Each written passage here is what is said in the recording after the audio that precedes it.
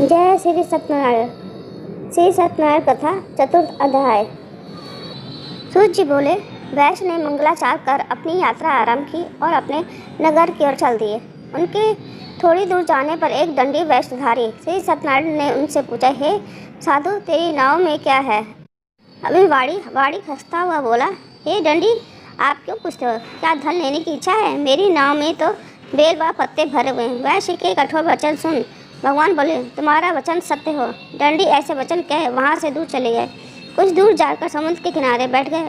दंडी के जाने के बाद साधु वैश्य ने नित्य क्रिया के पश्चात नाव को ऊंची उठते देखकर अचंभा माना और नाव में बेल पत्ते आदि देखकर वह मूर्छित हो जमीन पर गिर पड़ा। मूर्छा खुलने पर वह अत्यंत शोक में डूब गया। तब उसका दामाद बोला कि आप शोक न मनाएं, यह दंडी का शाप है, इसलिए हमें उनकी शरण में जाना चाहिए, तभी हमारी मनोकामना पूरी होगी। दामाद की बात सुनकर वह दंडी के पास पहुंचा और अत्यंत भक्ति भाव नमस्कार करके बोला, मैंने आपसे जो जो असत्य वचन कहे थे उनके लिए मुझे क्षमा दें। ऐसा कहकर महान शोकातुर रोने लगा। तब दंडी भगवान बोले, हे बड़े पुत्र, मेरी आज्ञा से बार बार तुम्हें दुख प्राप्त हुआ है, तुम मेरी पूजा से विमुख हुआ। साधु बोला, हे भगवान, आपकी माया से ब्रह्मा आदि देवता भी आपके रूप को नहीं जानते, तब मैं अज्ञानी कैसे जान सकता हूँ? आप प्रसन्न होइए, अब मैं सामर्थ्य के अनुसार आपकी पूजा करूँगा, मेरी रक्षा करो और पहले के समान नौकों में धन से भर दो। साधु वैश्य की भक्तिपूर्वक वचन सुनकर भगवान प्रसन्न हो गए और उनकी इच्छा अनुसार वरदान देकर अत्यधान हो गए। ससुर जमाई जब नाव पर आए तो नाव धन से भरी हुई थी। फिर वही अपने अन्य साथियों के साथ सत्यनारायण भगवान की पूजन कर अपने नगर को चल दिए। जब नगर के नज़दीक पहुँचे तो दूत को घर पर खबर करने के लिए भेज दिया। दूत साधु की पत्नी को प्रणाम कर कहता है कि मालिक अपने दामाद सहित नगर के निकट आ गए हैं।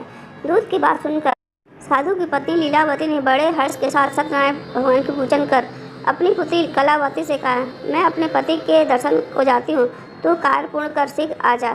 माता के ऐसे वचन सुन कलावती जल्दी से प्रसाद छोड़कर अपने पति के पास चली गई। प्रसाद की अवज्ञा के कारण श्री सत्यनारायण भगवान रुष्ट हो गए और नाव सहित उसके पति को पानी में डुबो दिए। कलावती अपने पति को वहां ना पाकर रोती हुई जमीन पर गिर गई। नौका को डूबा हुआ देख वह कन्या को रोता हुआ साधु दुखी होकर बोला, हे प्रभु, मुझसे तथा मेरे परिवार से जो भूल हुई है उसे क्षमा करें। साधु के दीन वचन सुनकर श्री सत्यनारायण भगवान प्रसन्न हो गए और आकाशवाणी हुई, हे साधु, तेरी कन्या मेरे प्रसाद को छोड़कर आई है, इसलिए उसके प्रति अदृश्य हो गया है।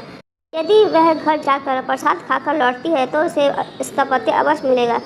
ऐसी आकाशवाणी सुन कलावती घर पहुंचकर प्रसाद खाती है और फिर आकर अपने पति के दर्शन करती है। उसके बाद साधु अपने बंधु बांधवों सहित श्री सत्यनारायण भगवान का विधि विधान से पूजन करता है। इस लोक का सुख भोग वह अंत में स्वर्ग जाता है। दोस्तों, ये था श्री सत्यनारायण कथा का चतुर्थ अध्याय। दोस्तों, अपने कमेंट के द्वारा हमें ज़रूर बताएं और हमारे चैनल को सब्सक्राइब, लाइक, शेयर करना ना भूलें। नमस्कार।